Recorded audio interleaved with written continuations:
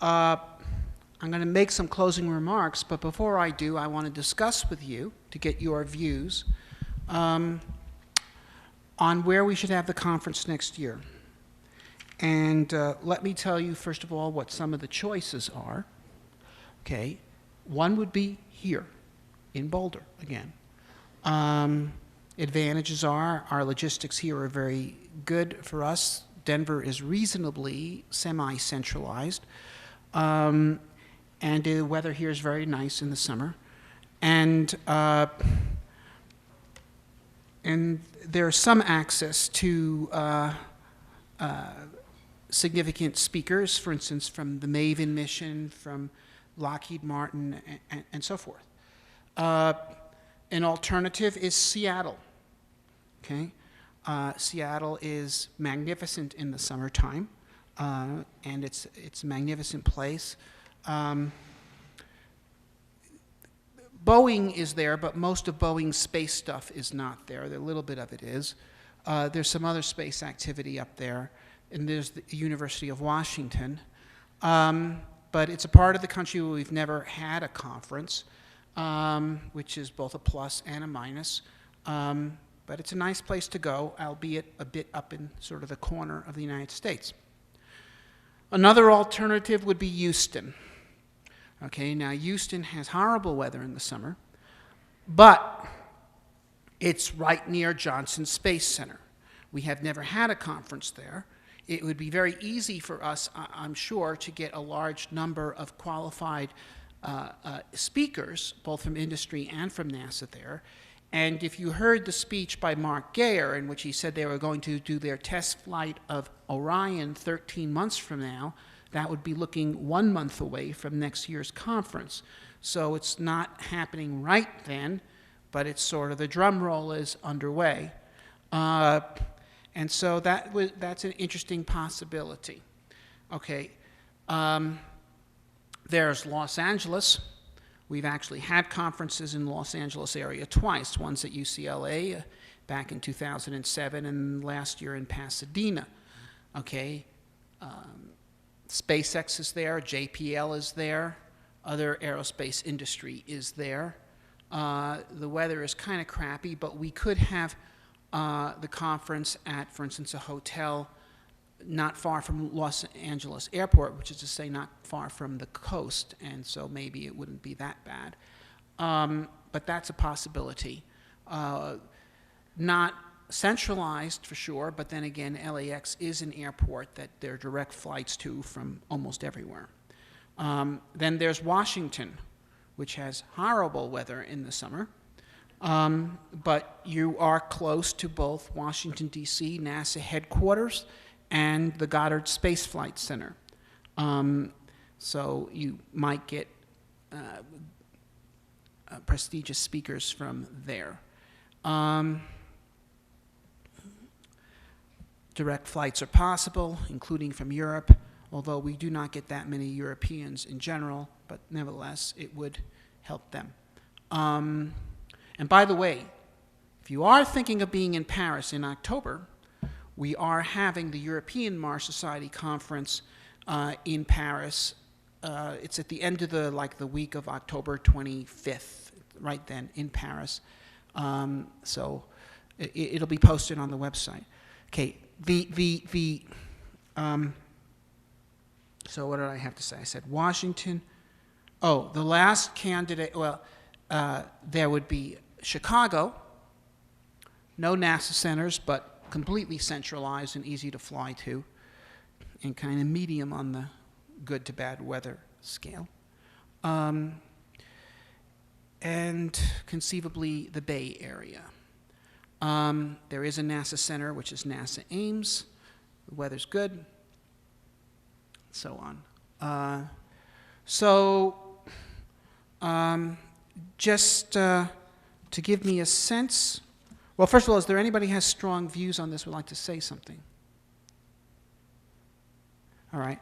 Well, then let's just sort of take a straw poll. You don't have to vote for just your favorite, but just if you think that this candidate is a of the 6 candidates that I said first or second choice, then raise your hand, okay?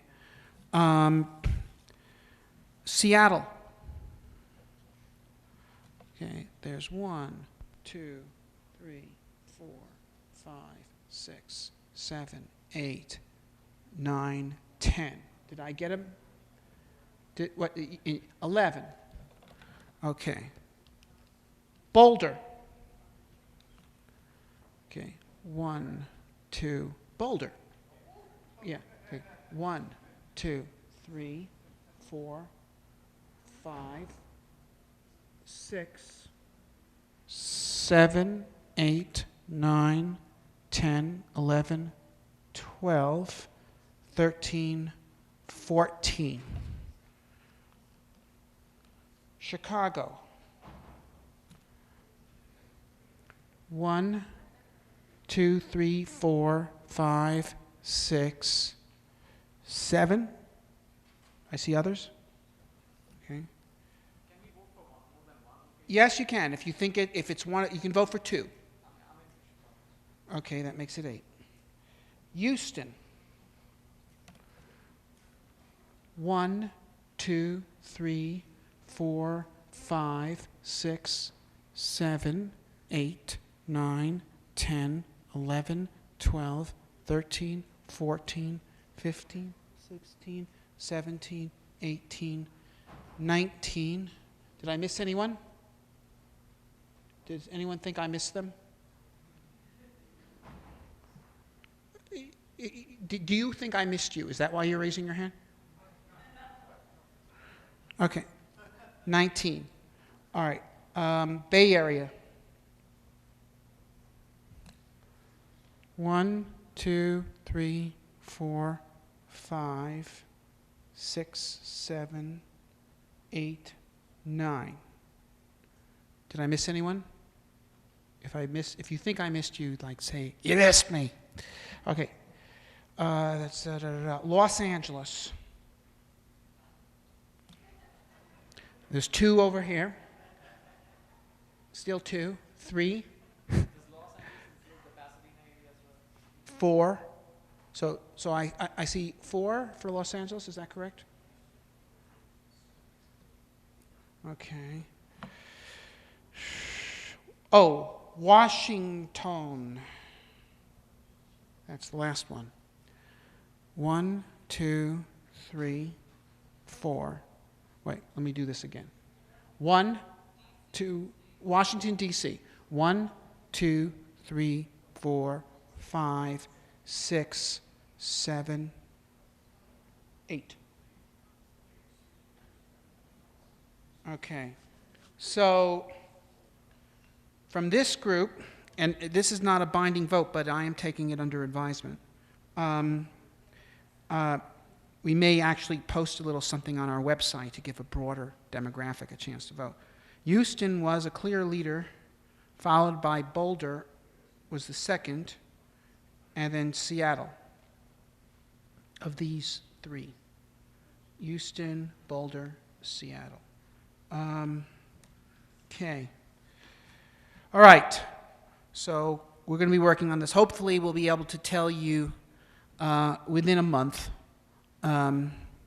what the answer is. But it'll definitely be sufficiently in advance that you can get the discount airplane fare. What?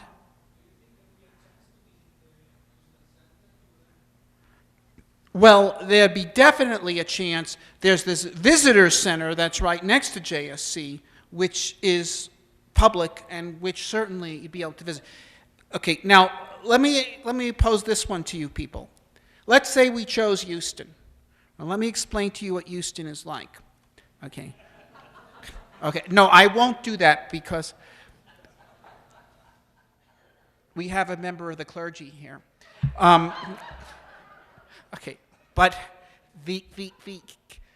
but geographically, what you have is to the north of Houston is Houston International Airport. Okay, that's the one that you could get direct flights to from anywhere, including even Europe. Okay, I mean that's a big airport. Okay.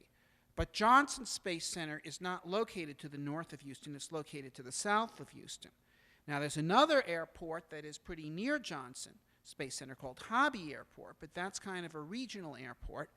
And for many people, it's not necessarily the case. Sometimes there are direct flights from places as far away as New York City to Hobby, but the more general picture is you fly to Dallas and then you get a connection.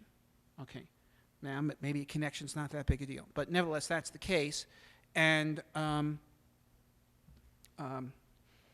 that's what that is. So, if we had the conference in Houston, we could put it near Houston International Airport in a hotel up there, but then we would not be near Johnson Space Center. Alternatively, if we had it at Johnson Space Center, okay, or it'd be very easy to have it at a hotel near Johnson Space Center. There are plenty of them down there. Well, then we would be very close to JSC. It'd be very easy to visit things. It might be possible to arrange a visit to the actual facilities and so forth. But then what would you say about, it's about a half-hour drive from Houston International to that neck of the woods? 45. Okay, 45 minutes. But I imagine there are buses and things. In other words, if you go to Hobby, you could catch a cab to anywhere around there. But if you go to Houston International, there must be super shuttles and things. But the 45-minute deal and all that. So whether you voted for Houston or not, if the conference was in Houston, would you rather have it to the north, near Houston International Airport, or to the south, near JSC? Okay, all in favor of north. Which has a convention hotel if we could... There's convention, either way, that would not be a problem. Okay, which would rather have it on the north side? I have 1, 2, 3. Okay, so this is away from JSC, but near Houston International Airport. And which would rather have it on the south side? Okay, so there's a clear preference that if it were to be in Houston, you'd rather have it near JSC. Okay. Can I make a comment? Yes. If you do use the south side, you make a strategic decision to have a bus that is for this group to get people at the end of the conference all the way up to the northern airport, because there probably will be a large group of those people. To have a bus or a number of vans? No, but whatever. Okay. Okay. Okay. All right. So we'll take this seriously. I think we may want to do an online poll as well, just to, because this is obviously a subset. Yes.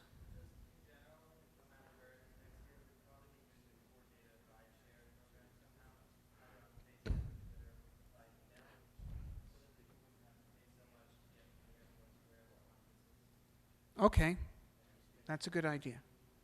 And as I said, you can get to Hobby Airport. It's just that you just have to make a connection, most typically through Dallas. Well, Southwest flies there. I mean, Denver, there are Southwest flights to Hobby, but anyway, and Dallas is a very big airport and takes international flights. Okay, so enough of that. Let's bring it to a close. I think this was an extraordinary conference, not in size, but in quality. What do you think?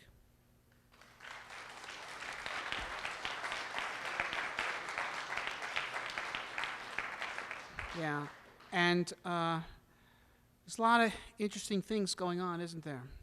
Have NASA moving ahead with their Orion. You have the Inspiration Mars, and as I mentioned, that our design contest with them has now broken press internationally with both NBC and the Voice of America, and shortly NPR. The and then Mars One, which is certainly an interesting situation. Um, and as I commented last night at the banquet, I believe we're going to see more of these private initiatives. Uh, it's an interesting phenomena. Okay, part of it is, yes, born out of frustration that the major governmental space programs appear to be bogged down, at least on the human spaceflight side.